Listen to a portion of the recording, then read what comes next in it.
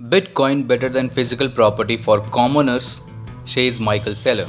Saylor underscored the high maintenance cost and taxes linked with owning and inheriting physical property over the long term, which in case of Bitcoin does not exist. MicroStrategy CEO and Bitcoin advocate Michael Saylor doubled down on his support for Bitcoin as he explained the issues related to transferring the value of physical property such as gold, company stock, or equity and real estate during the Australia Crypto Convention. Speaking about the underlying proof of work consensus mechanism, Saylor highlighted that Bitcoin is backed by $20 billion worth of proprietary mining hardware and $20 billion worth of energy.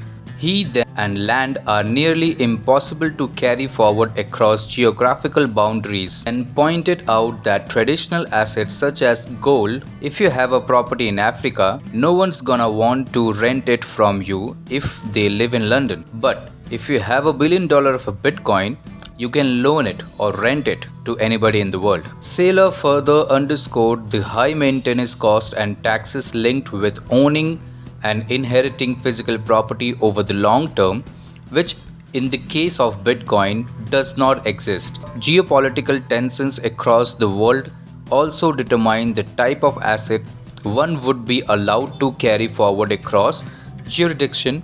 Bitcoin represents a property that you can acquire in small pieces that you can carry with you anywhere you go. You can give it to your children's children, and in 250 years, maybe your family still owns the property. According to Saylor, only royalties such as King Charles III have the liberty to pass down their wealth without worrying about being taxed away, unless it's Bitcoin. The entrepreneur reiterated that the Bitcoin network has not been hacked for over 13 years and is currently the most secure network in the world. On an end note, Saylor emphasized the regular upgrades being made on Bitcoin network to make it faster and more secure, along with innovation around layer 2 and layer 3 applications. Bloomberg analyst Mike McClone recently opened that Bitcoin is a wild card that is well positioned to outperform stocks